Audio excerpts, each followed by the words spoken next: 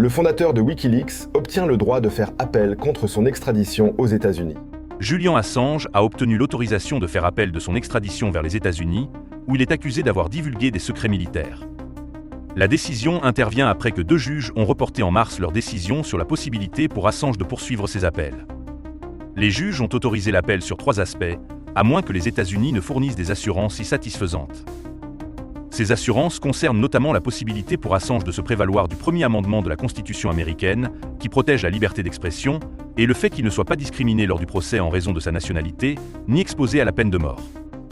L'équipe d'Assange a accepté la promesse des États-Unis de ne pas chercher à appliquer la peine de mort, mais a contesté les garanties concernant les protections offertes par le premier amendement.